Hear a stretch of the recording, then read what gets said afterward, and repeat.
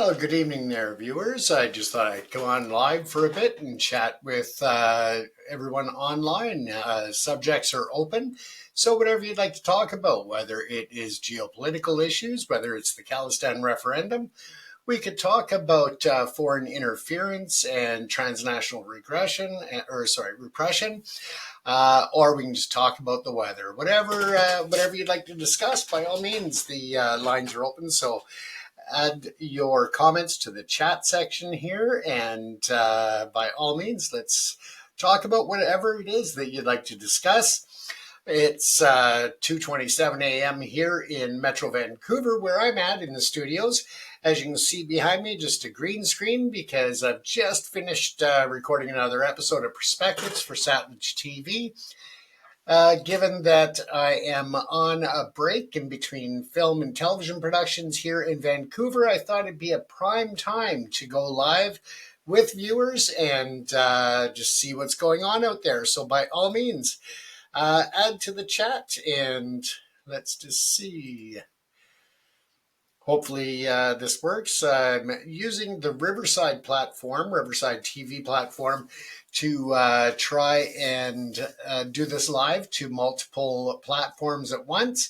So we'll have to wait and see if you are logged in. By all means, throw a comment or just say hello up.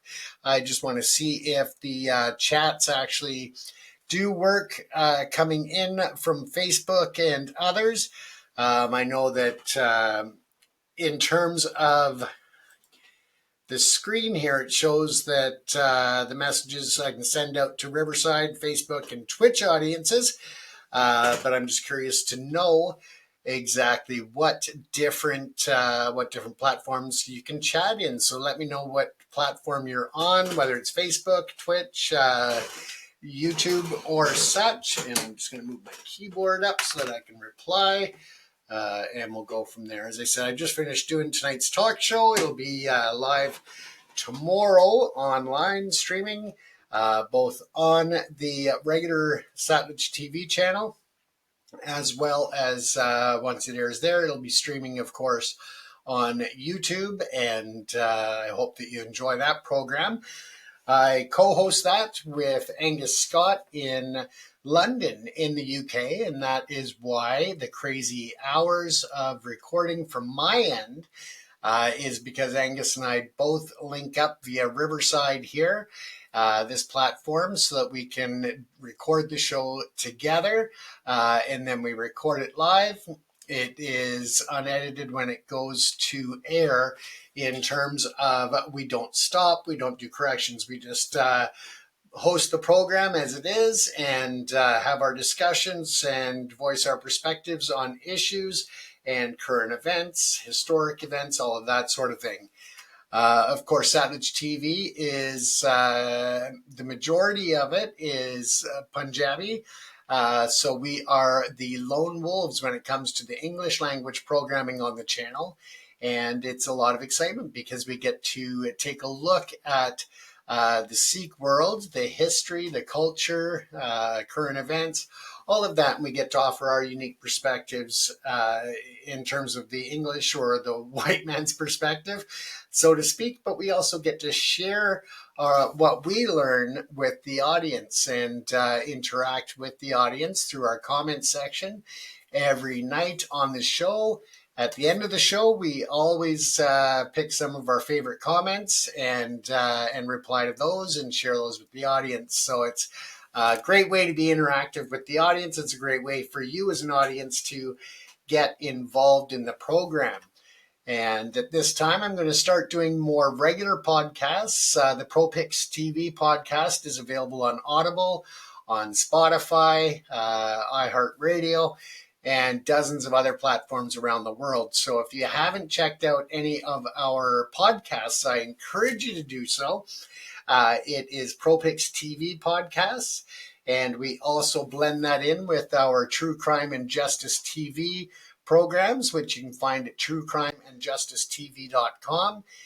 some great episodes about current crime stories as well as historical ones. So a lot of variety for the true crime fans out there. I hope you have checked it out. And if you haven't, I encourage you to do so. Check it out. But also make sure that you like, follow, and subscribe to us on the different streaming platforms and social media, because, of course, that helps us to expand our audience.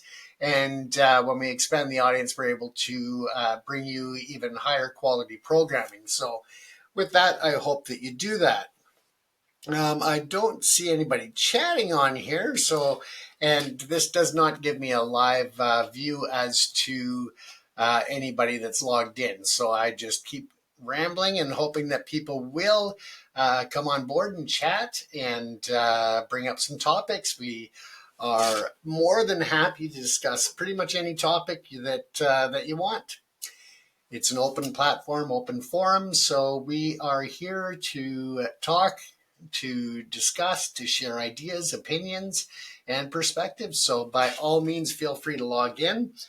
In upcoming podcasts, we have an in-depth look into Hurricane Milton and Hurricane Helene down in the U.S. Of course, Hurricane Milton right now is out in the ocean working its way towards Florida. And it's looking at this time to be a Category 5 with winds hitting up to 185 miles per hour. The wind surges can actually top over 200 miles per hour.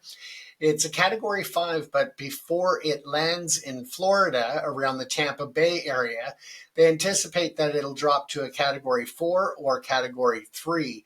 And still, it's going to be the worst and most powerful storm to hit anywhere on Earth this year. So it is going to be hopefully mitigated by the factor in terms of lives lost and such, that there is advanced warning so people can try to prepare or at least evacuate the hardest prone areas that are about to be hit by it on Wednesday. There is a lot of evacuations going on in Florida at this point. The state and the other counties have removed all tolls that are payable to bridges and highways to allow people to just exit, to evacuate and get to safer ground.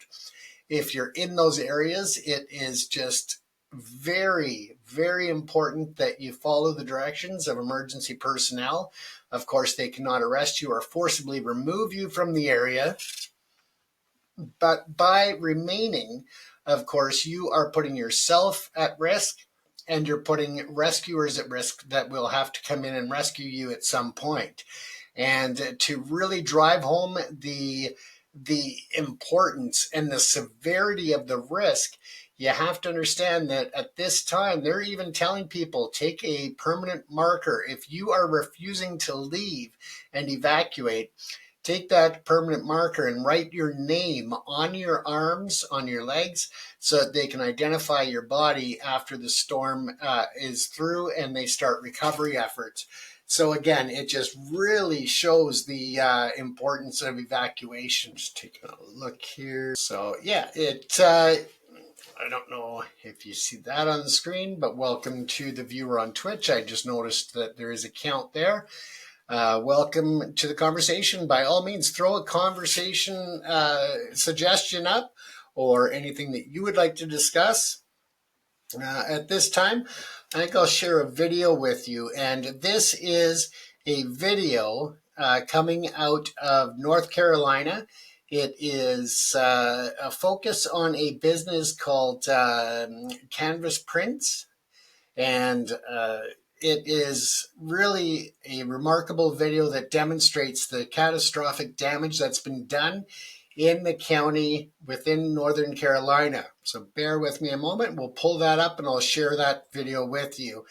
And we're going to actually have the founder of that company on one of the podcasts coming up very soon.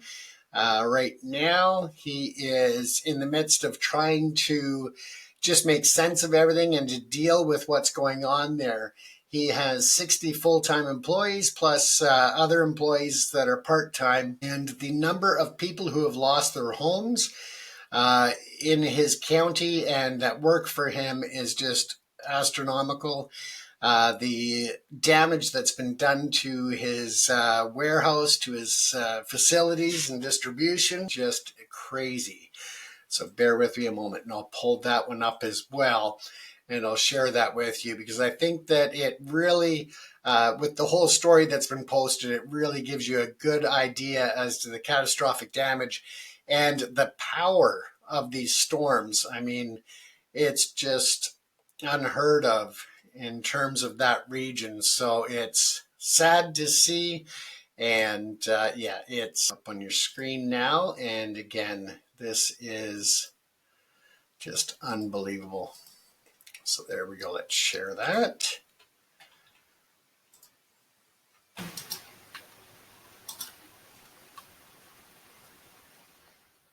My name is Madison Lake. I'm from Asheville, North Carolina. I'm the CEO and founder of Epic Print.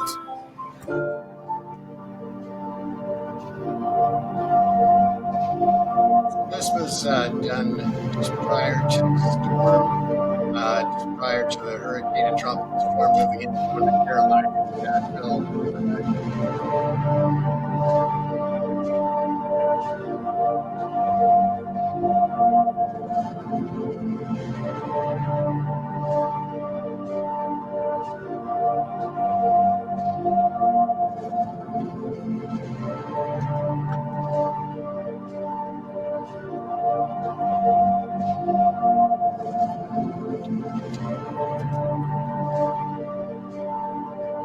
And there's only one place I can see Epic Print being in the future, and that is truly being the best print-on-demand software provider and manufacturer, hopefully in the world. And I hope that our, as we call it, our walls of wisdom with inspirational quotes pays off. Right now here at noon, Hurricane Helene heading right toward Florida. The entire state on alert, with it expected to make landfall tonight as a powerful Category 4 hurricane.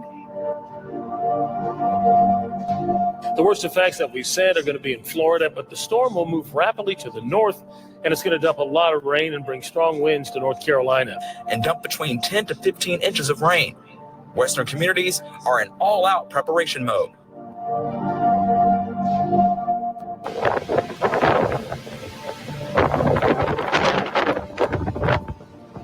Oh my God, I gotta get out of the way.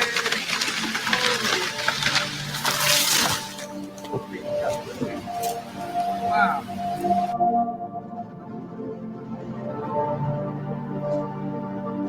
Look at the trees there. It looks like something dropped.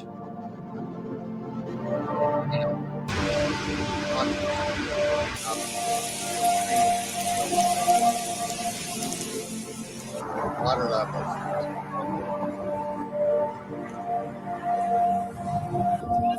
The water's just picked up the blacktop of the roads, the parking lots, and just thrown it around like it was just pebbles. Documented evidence of damage at 145 King Creek. We're going to go ahead and venture in.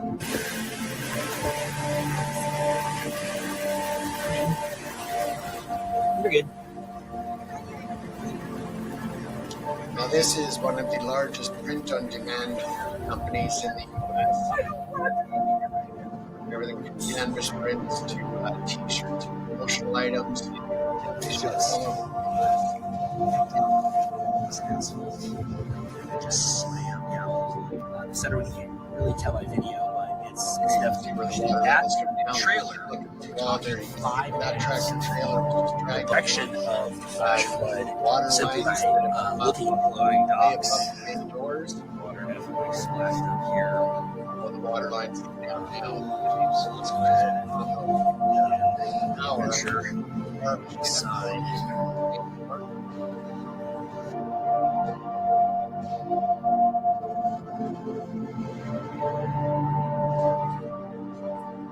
There is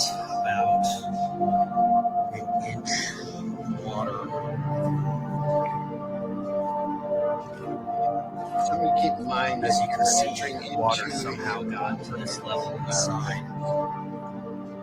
I'm that assuming water is it was from dirty. other parts of the building. That means it comes from all over the place from the storms, whether it's your home or anywhere else. There could be I think anything a in that lot of this water now water is that's coming washed from off the shelves or other parts of cupboards the building, anywhere, rushing that's through. broken You can or see sharp. the water Step levels on here. things that can penetrate your shoes. So yeah, you've got to be very aware of that.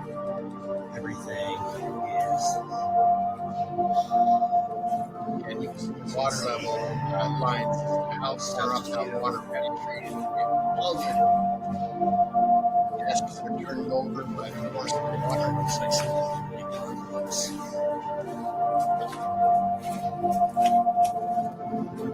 Yeah, this refrigerator's full.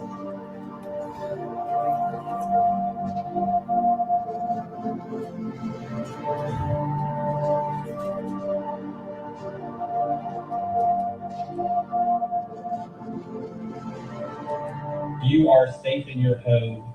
We urge you to stay safe in your home. The traffic lights in the region are mostly not working due to the electrical grid being mostly offline. So it is very hazardous to travel in Buncombe County and the region right now. And if you are on the road, you may be unintentionally prohibiting or delaying emergency responders and utility companies from doing what they need to do to help keep people safe and to get our electrical grid back online as fast as possible. So thank you so much. Communities all around the Southeast still reeling since the hurricane turned cyclone Helene stormed across multiple states, homes torn apart, widespread power outages. We know at least 65 people have been killed. News Nation's Mills Hayes live in Asheville, North Carolina. Mills, we know that it's not the flooding that's as much of a concern now as the damaged roads from all of that water. Talk about that. And in crippling phone service, no power to a lot of those folks. Are you seeing any of that damage? 200 at this time. Oh, absolutely, Adrian. I mean, for 3 hours, we were just trying to find cell service. So that just goes to show you how isolated this area is because of the storm. We were downtown Asheville, which is about 10 miles up the road over here. And once you go downtown, there are dozens of people just walking around the city with their phones trying to find signal because there just isn't any signal at all. And you guys can see some of the damage right here to my right. I mean, look at that tree right there, completely just toppled over. This is the scene that we've seen pretty much all throughout the city, that power line torn down as well. And this is why it's so hard to get cell signal right now, because there's so many power lines that are down. But I want to show you guys some video from earlier that we shot in Asheville that really shows the damage done to the bridges, to the roads. And we talked to people who live in that area right on the river there in Asheville, and they tell us that the water actually has gone down about 10 feet. And so the fact that we can now see that bridge means that the water has receded a little bit, but it's still much higher than it should be. And actually, there is some video that shows a mobile home crashed into a bridge there. There are multiple bridges that are down in the city of Asheville, and people tell us that it really feels almost apocalyptic out there because they can't find food, they can't find water, and there also is an hour-long wait to get to the ATM. A lot of these people need to get cash because since there is no power, that means that if there is even a business or restaurant that is open, most of them are only taking cash right now. And so I've had people reach out to me on Facebook asking me if I'm still in the area, if I've been able to get in contact with the county, because a lot of people from all across the country have loved ones that are here in Asheville that they cannot communicate with right now because the cell service is so bad. And it was such a tragic moment when that storm really came through. There were scenes that you really don't ever see except in a movie. We spoke with one man who saw it all go down earlier in the week. I've seen houses float down the river. I've seen camper trailers float down the river. I've seen an automobile float down the river. I don't know how it's floating, but it was. Riverfront RV park called Wilson's. I mean, So here in Asheville, it really feels like time has almost stopped. While if you go about an hour outside of the city, you're back in civilization. And that's kind of what we've seen all across the states we've traveled to, from Florida, Georgia, South Carolina, and now here in North Carolina.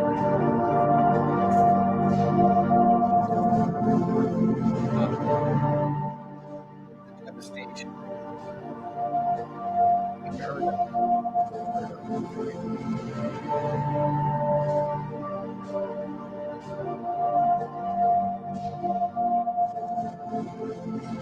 So if you're able and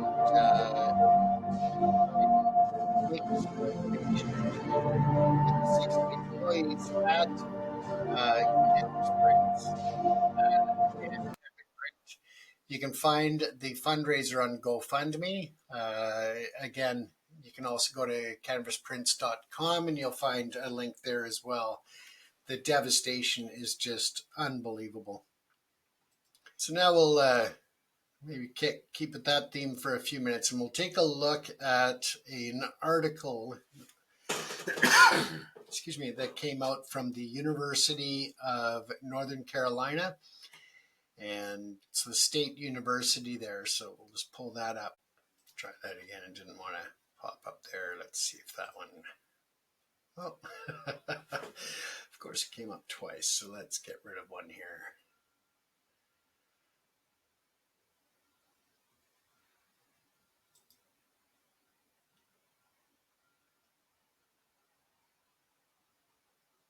Seems to be having a glitch here, so I'll try to close the screens here. See if we can't bring that article back up. There we go. Okay, so we'll just live with having two screens open here because it seems to be just acting a little funny. So we'll leave that for a minute just so we can refer to it anyways. So this article was from the Northern Carolina State University, and it was written by Corey Davis, and I think that it is a very informational one in the fact that it gives a lot of detail. So I'm going to read the article and we'll go through, but there's also a lot of images here that really, again, demonstrate the power and the force and the devastation that Helene brought to the town, to the county, and to the entire region. Even outside of Northern Carolina, it hit areas of Tennessee, South Carolina, Florida, Georgia. I mean, the impact is just massive in terms of the areas impacted. Now, in some places, you had up to 33 inches of rain. Now, that may not seem like a lot compared to what you're seeing in the images, but you have to remember that this is mountainous terrain. So that 33 inches that's building up everywhere along those mountains has to run off somewhere. So it comes rushing down the mountains and into the towns, causing mudslides, landslides, washing debris and trees and houses and everything else in its path. So, there are areas that you saw where, water levels were 8, 10, 15 feet higher than where they would normally be at. So, it's just catastrophic, the damage that's been done. So I'll read this article by Corey Davis, again, from Northern Carolina State University. And it says here, torrential rainfall from the remnants of Hurricane Helene capped off 3 days of extreme, unrelenting precipitation, which left catastrophic flooding and unimaginable damage in our mountains and southern foothills.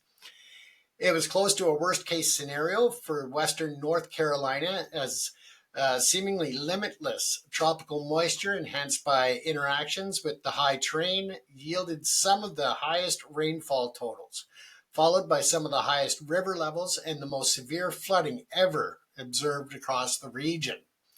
It's no exaggeration to liken this to a Florence-level disaster for the mountains, since the apparent rarity of the rainfall amounts and impacts they produced, including large stretches of highways underwater and a plea from the Northern Carolina Department of Transportation that all roads in western North Carolina should be considered closed. We're on par with eastern North Carolina's worst hurricane from 6 years ago.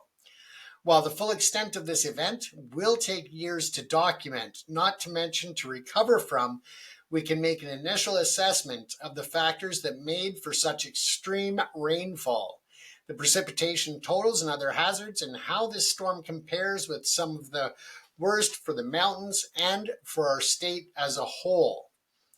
So once again, you can see just the vast amounts of water that are just washing through the towns and washing towns away. And there are a lot of misinformation articles out there, a lot of misinformation being shared online. And it's important for people to remember that they need to get their information from credible sources, not from X, not from YouTube, not from all of those places. Remember to get proper information. The next part of the article is the setup for relentless rain. At 5 p.m. on Wednesday, September the 25th, Hurricane Helene was a Category 1 strength with its center just north of Cancun, Mexico, more than 500 miles and 30 hours away from its eventual landfall along the coast of Florida. But it was already raining in Asheville by then, as a line of slow-moving showers along a stalled cold front, fed by tropical moisture from the fringes of Helene to the south, had set up from Atlanta through to the southern Appalachians. By midnight on Thursday, the Asheville airport totaled 4.09 inches, and stream flows were already running at daily record high levels in upstream, upslope parts of the French Broad River Basin. Wow, it's just amazing. The rain continued all day Thursday as the frontal boundary had barely moved and Helene's outer rain bands were closing in, adding even more moisture to the mix. More than 9 inches fell that day across southern Yancey County. And you can see here in the imagery, this is a satellite image of the tropical storm Helene over the Carolinas on September the 27th at 8 a.m. I mean, you can just see it there. As mountain streams became overrun with moisture, excuse me, that water rushed down the rivers and into towns such as Asheville. All the while, heaviest rain from Helene was just beginning to fall. The storm's impacts were especially long-lasting because of its massive size. It developed in a high humidity environment over the warm Gulf of Mexico, which let it grow and strengthen unimpeded. And it should be noted that the temperatures in the Gulf of Mexico right now are higher than they have been in quite some time. So with that warm oceanic waters, that contributes to the power of tropical storms and tornadoes. So let's go back to the article here. That also created a broad southeasterly circulation with a tropical storm force, winds extending more than 300 miles from the center as it impacted Florida. That pushed even more moisture up the saturated mountain slopes. From the start of the precursor frontal showers on Wednesday evening to the heart of Helene moving through on Friday morning, it was one of the most incredible and impactful weather events the state has ever seen. So here you can see the precipitation from the precursor frontal event, and that was from the 25th, 27th before Helene made landfall. So you can see in the color charts here. So the areas here, you're looking at between 6 and 8 inches of rain. The pink area here, 12 inches. And some of the lighter pink areas there, that was up to 18 inches of water, of rain coming down. And that was before the worst of it hit. So the extreme totals in flooding over that 3-day window from Wednesday through Friday, rainfall totals exceeded 8 inches across our mountain region, with a foot or more falling in parts of the Allegheny County and in a swath from Boone to Brevard. Now, keeping in mind that 18 inches of rain, so if you take this amount and you multiply it over the square footage of the mountains, and then it's coming down, and you're looking at, 8-10 feet of water just rushing down areas that are typically drier, maybe streams, or even no water at all running down certain areas. So the stability has already been impacted and washing away large swaths of land. There are areas where homes were built and they are no longer there, but not only are the homes not there, neither is the land.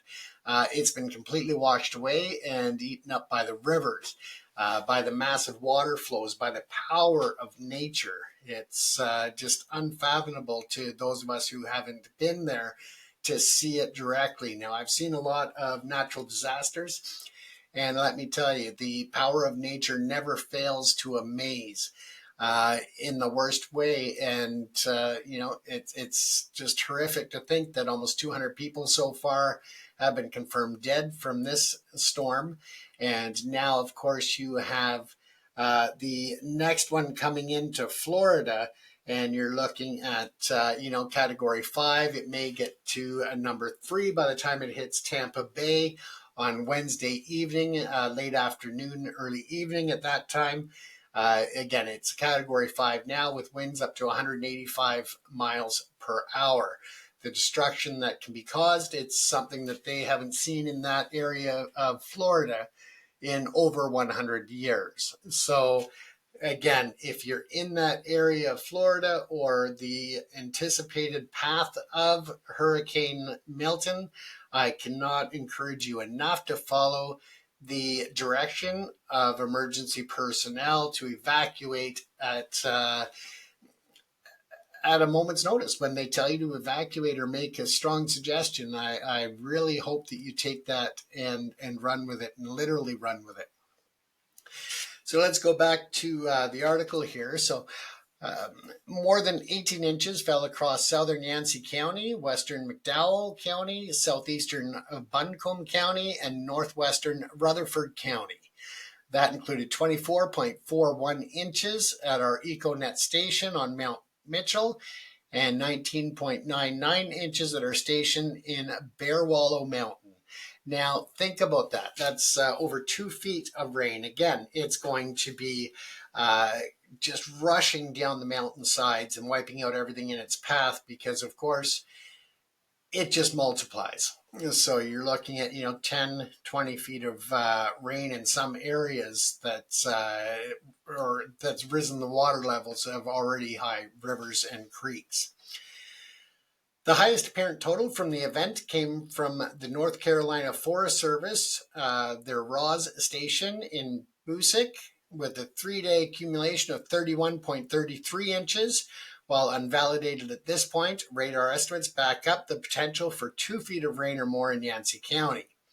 In addition to these automated weather stations, 4 CoCoRaHS HS observers recorded 3-day totals of more than 20 inches, 24.12 inches in Spruce Pine, 22.36 inches in Fosco, 22.12 inches south of Black Mountain, and 21.96 inches south of Hendersonville.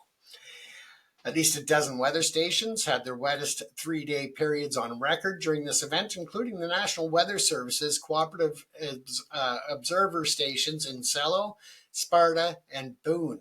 So you can see their their totals here. So again, you can see the daily breakdown here of the different stations and their counts. And then the final one here for the column there is the 3-day total. Now, again, you're looking at that total and, you may think a foot and a half of rain, 2 feet of rain. But again, when that multiplies as it runs down the mountains, it becomes much higher. So when it hits the bottom of those valleys, and into the counties. The rushing water and the levels can hit 8, 10, and in some pooling spots, 15 feet high, and just cause devastation. As people have said, they've seen trailers, they've seen homes, they've seen cars, they've seen trucks, all kinds of things just being wiped away as if it was, just a little toothpick in a raging river. So it shows the catastrophic power of Mother Nature and the water flow. Notable rainfall totals from September the 25th to 27th. Bolded text denotes local single day or 3-day records as we went through that. The weather station at the Asheville Regional Airport lost communications on Friday morning, but up to that point it had reported 13.98 inches, nearly 3 months worth of precipitation falling in less than 3 days. 3 months of precipitation in 3 days is just unbelievable.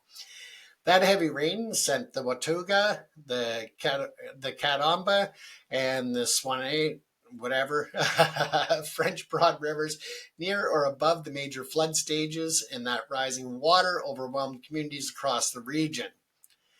Again, it just pushed them right up over their peak, over their shores, over their crests, and just wiped out huge sections of counties, just wiped out, just gone. There's no recovery for those areas that the land has just been washed away.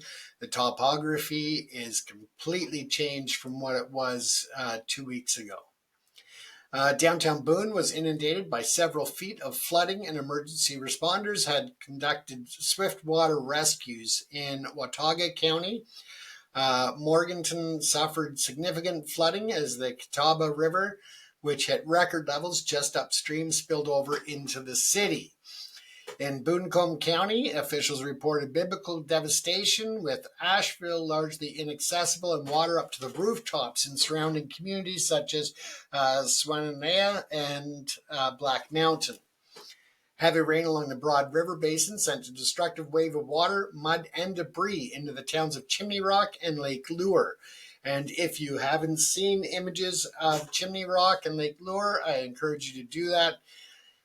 I mean, excuse me, as I said, it just looks like piles of toothpicks in a raging river. I mean, that's what some of the homes and the buildings, businesses have been reduced to. It's just unbelievable.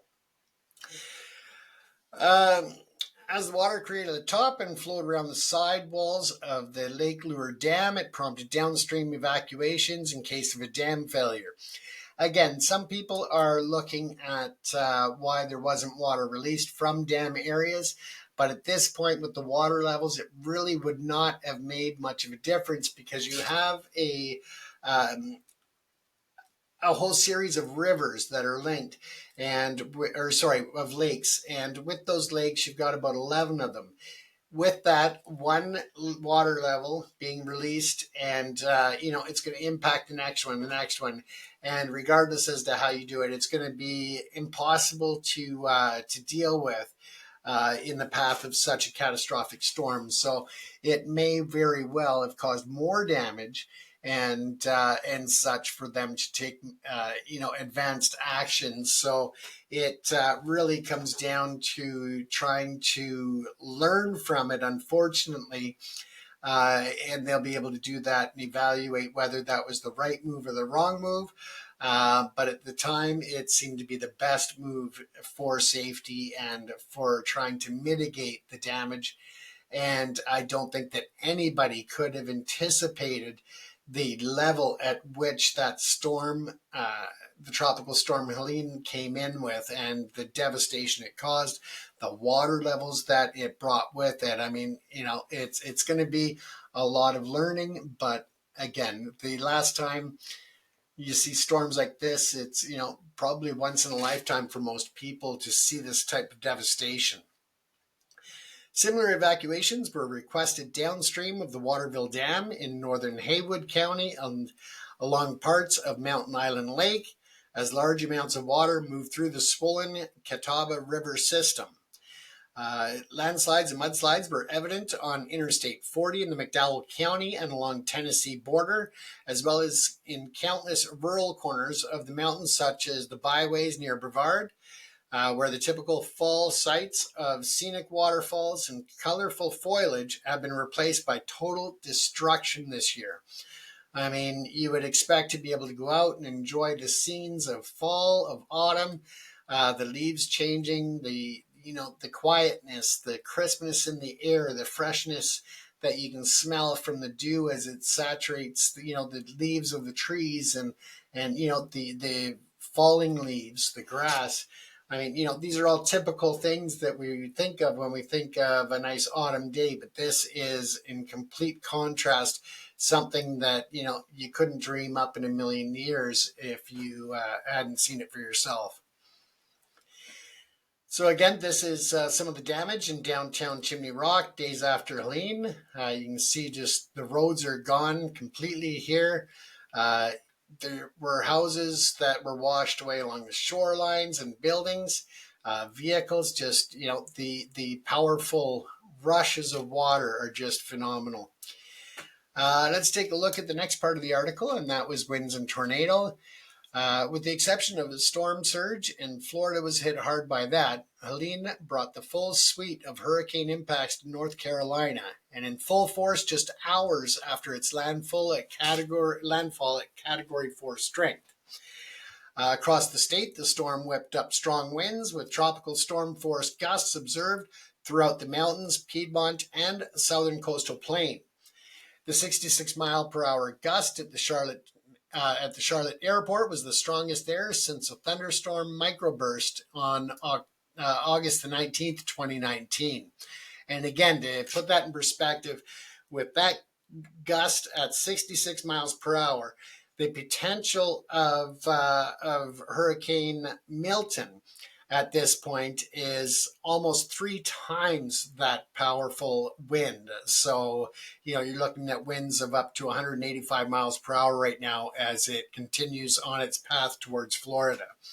Again, they're hoping that it will drop in power before it hits landfall, but it's still going to be one of the most powerful storms observed anywhere on Earth this year, and possibly the most powerful and most devastating storm that they've seen in the Tampa Bay area, again, as I said earlier, in over 102 years.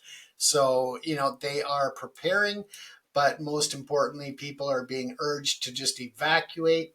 There's nothing in your home that's worth more than your life.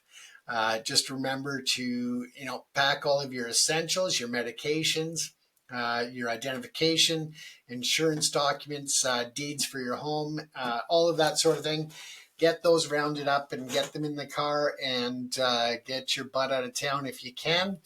If you are unable to get out on your own, if you do not have the means or the mode of transportation to evacuate, contact your emergency services center, your local police department, the emergency management center, anywhere that you can contact, and they can make arrangements to get you evacuated. There are, the big hearts of many who have spare seats in their vehicles or extra room and are helping people evacuate that don't have the means. But again, if you are watching this and you don't have the means to evacuate the Tampa Bay area or any of the communities that are likely going to be impacted by Milton, reach out to your emergency service providers. They'll be able to direct you to get you to safety. Again, it just can't be emphasized enough how important it is for you to follow the direction of the evacuation orders. They cannot arrest you. They cannot force you out of town, but, it's just foolish to stay. Not only are you putting your own life in danger, you're putting the lives of the rescuers and first responders in danger. The more people that they have to rescue because of stubbornness of not wanting to leave, again, that puts the strain on the resources and, puts lives at risk. So are you really prepared to put those lives of first responders at peril just so that you can be there to watch your home flood, or, that you feel like you're going to be able to do something, which the power of the storm is going to be much greater than the power that you have to do anything about it. So again, your best just to take your valuables that you can pack up. Again, your insurance documents, your deeds, just anything of significant importance that you can fit in the car, get it in there and get out of town. That's the best advice for anybody. But again, you can't be forced out. Let's take a look here on Mount Mitchell. The EcoNet station measured a gust of 106 miles per hour at 8:27 a.m. on Friday. The strongest wind observed there, the strongest wind observed there since April 2011. The station on Frying Pan Mountain, I love the name, I've never heard of that. But Frying Pan Mountain reported a gust of 87 miles per hour, which is the highest wind it has ever recorded, dating back to November of 2004. Those winds produced widespread power outages across western North Carolina. On Friday morning, Duke Energy reported 703,000 customers in North Carolina were without power, and 281,000 outages had been restored by then. Since then, those numbers have been slow to decline, with more than 500,000 outages in 2 days after Helene moved through. Now, you also have to keep in mind that they are not only dealing with downed power lines, they are also dealing with submerged facilities, so submerged power distribution facilities, control centers, homes and businesses that are submerged. If they put the power back on, it definitely could be a risk to the safety of anyone near those homes or in standing water as the energy surges back through those lines. So it's very important for them to take their time to do this safely. It is frustrating. It is intolerable for some. But at the same time, you have to understand the delicate procedures that they have to go through to try and restore the power in a safe and efficient manner. Once again, people were blaming Duke Energy for not releasing more water out of certain areas that are controlled by dams. But again, it's not something that would have made a significant difference in terms of the power and the level at which Helene came into the North Carolina region. Here you can see the confirmed tornadoes as opposed to maximum gust winds and such. So if you look at the storm force gusts at orange, so you can see the significant number of them. Confirmed tornadoes, so the EF0, so force 1, there was 1, and that is, where's the green one? Oh, down there. Okay, now EF1 is 5 in total, and that's the yellow ones there. You can see in spread out areas. Let's go down to number 3, because there were no 2s and there were no 4s, but the EF3, there was 1, and that was right in this area here, to the right of the screen. So notable wind gusts and confirmed tornadoes from the precursor frontal event and Hurricane Helene from September 25th to 27th, 2024 was what we were looking at above. And there it is again from the North Carolina Climate Office. The storm also posed a tornado threat across the state, spawning 6 confirmed tornadoes on Friday, in addition to a rare mountain tornado on Wednesday evening near Blowing Rock. Quite appropriate name, I would say. The first in Watauga County since 1998. So it's been a long time, several decades since they saw that there last. The strongest of Friday's tornadoes was classified at EF3, which we just saw on the map up above. And that strength as it crossed Highway 301 in Rocky Mount. Although it was on the ground for only a quarter mile, the tornado destroyed several buildings and caused 15 injuries. That was the third EF tornado in the Rocky Mount area within the last 15 months, joining with the July 2023 tornado north of the city and the EF3 spawned by Tropical Storm Debbie in Wilson County last month. The State Department of Public Safety reported that more than 200 people have been rescued from floodwaters, but there have been hundreds more calls for rescues and more than 1,000 requests for welfare checks. That means the death toll is likely to climb as hard-hit areas are finally assessed in the coming days. As of Sunday afternoon, the state had officially confirmed 11 fatalities, but local numbers were already surpassing that figure, including 30 fatalities so far in Buncombe County, according to the sheriff. So, thoughts and prayers go out to the countless number of victims, the families, everybody who has lost loved ones. It's just unimaginable. Sadly, our state's long-running benchmark for deaths during a tropical event of approximately 80 during the mountain region's July 1916 flood could be in jeopardy from the storm that has already broken plenty of other records. And as I stated, this storm in total, not just in this region, but in total seems to be just under a 200-person fatality count at this point. Back to the article here, and we'll just take a look at this image here by Josh Bell of the Asheville Citizen-Times. A tree that's wiped out the power and utility lines here, completely blocking that road, but it didn't look as bad as some of the other regions, that's for sure. So the new flood of record. The high terrain of the western North Carolina has seen its share of heavy rain and flooding over the years, while tropical systems in that region aren't as common as along our coastline. Those events can become super soakers due to the easily exacerbated precipitation potential when moist air rises up the mountain slopes. Most recently, Tropical Storm Fred, which was also preceded by slow-moving thunderstorms that saturated soils and streams, produced deadly flooding across Hayward County in August of 2021. But Helene exceeded the coverage and calamity, along with the heaviest rainfall totals from that event. During Fred, the National Weather Service issued one flash flood emergency, used only rarely during life-threatening and catastrophic water rises along the Pigeon River. By comparison, portions of 21 counties in North Carolina had those emergency warnings issued during Helene. Many in the mountains also remember the floods and landslides in September 2004, which had been the wettest month ever recorded for many western sites, thanks to tropical trio of Francis, Ivan, and Jeanne.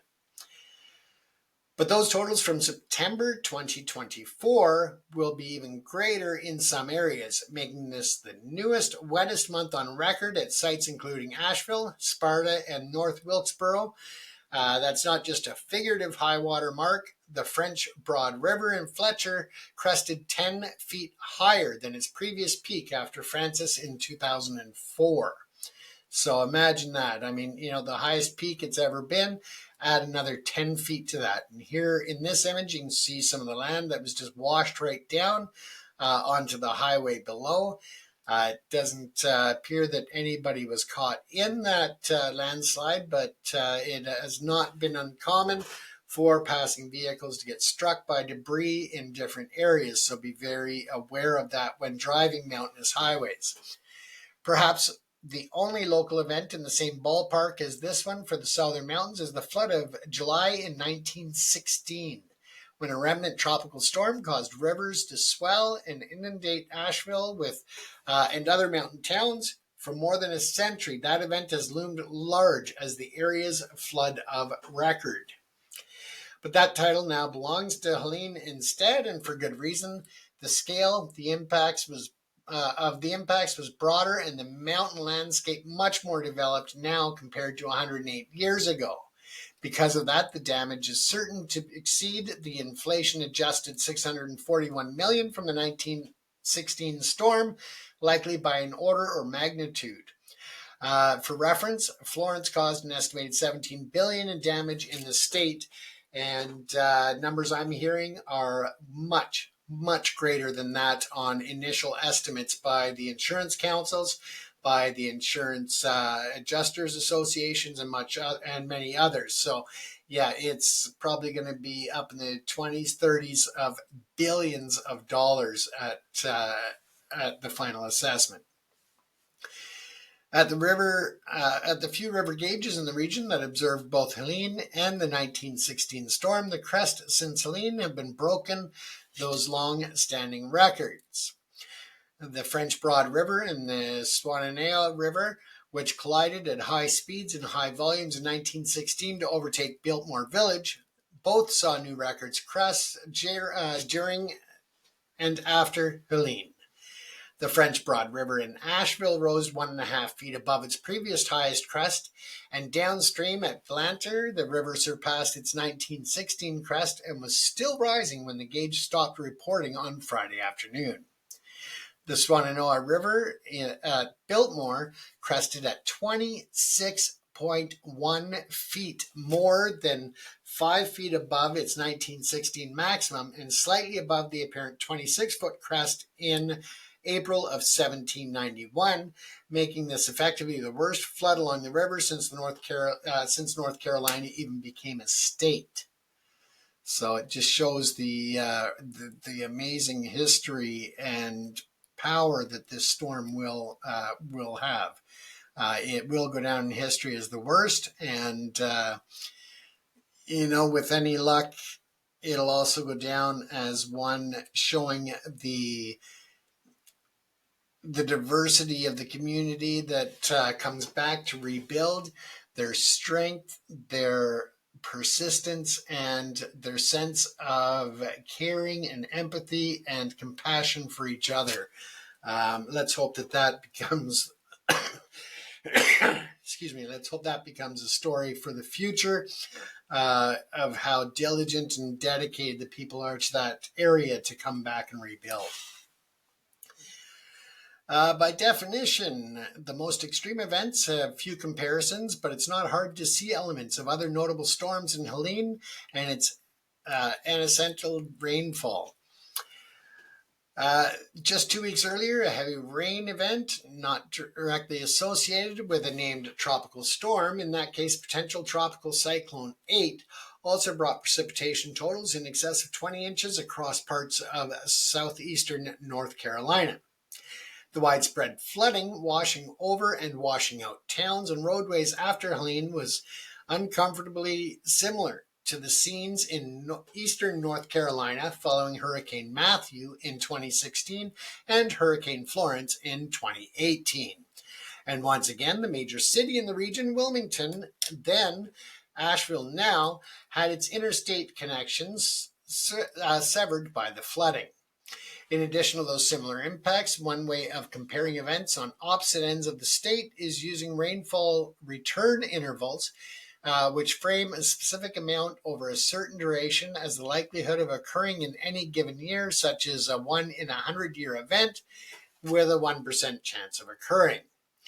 While imperfect due to its lack of recent updates, the most comprehensive return frequency data comes from NOAA's Atlas 14 product. That shows totals from Hurricane Floyd in 1999 and potential tropical cyclone 8 earlier this summer as roughly 1 in 500-year events, with totals in excess of 30 inches during Florence classified as worse than 1 in a 1,000-year event. So again, here you can see Silver Creek in Burke County after Helene. You can see this billboard here. You can see how high the water's risen. You can see the roof of some building here, a smaller building. You can see, warehouses and homes that are just, unbelievably submerged in water. It's, just unbelievable. So we'll leave that article as it is, but I just want to bring up this note here. The best way you can support cleanup and recovery efforts is through the North Carolina Disaster Relief Fund. If you are able to make a contribution, you can just Google that, the North Carolina Disaster Relief Fund. Make sure that you are donating to nonprofits that are actually working in the area, not to political funds, not to fly-by-night charities that you've never heard of and can't find registered with governments. So make sure that you are dealing with a reputable organization so that you can be sure that that your contributions are going to those in need. Organizations are also seeking volunteers to help in affected areas. If you're inclined to help in person, make sure you've submitted an application and or been given an assignment before arriving in areas still cleaning up from the storm. So it's important that they're able to coordinate that before your arrival to ensure that they are ready for you.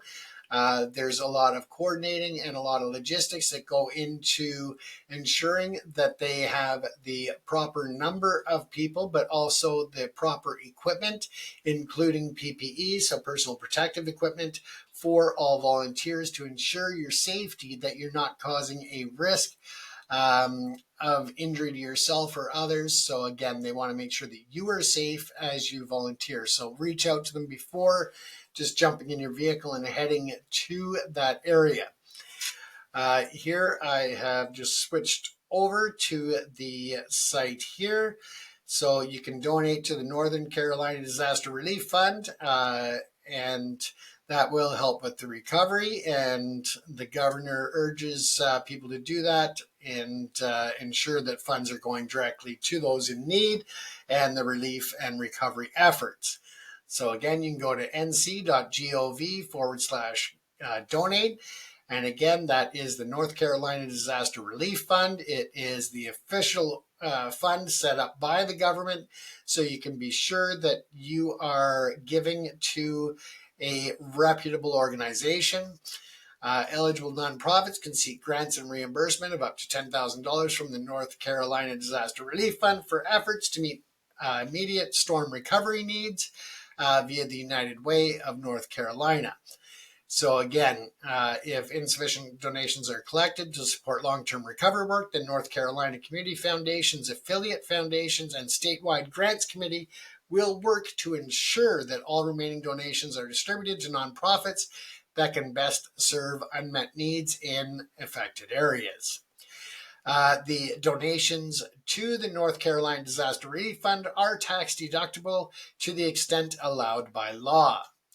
So again, if you are able to make a contribution, that is a great site to go to, because again, it goes to the people in need and organizations that are on the ground giving direct assistance to those impacted. And for that, folks, I am going to wrap up this live chat. I wish you well. I hope that you stay safe. Tomorrow night, I will be bringing another live chat in which we're going to discuss ways and information about safety, about returning to your home, your business, or other facilities after such storms in a way to keep you safe. And we'll also go over some things that you can, some information that you can use to prepare for an emergency. Should you be in an area where one comes in, you can be more prepared in advance. Again, stay safe, everyone. Thanks for tuning in.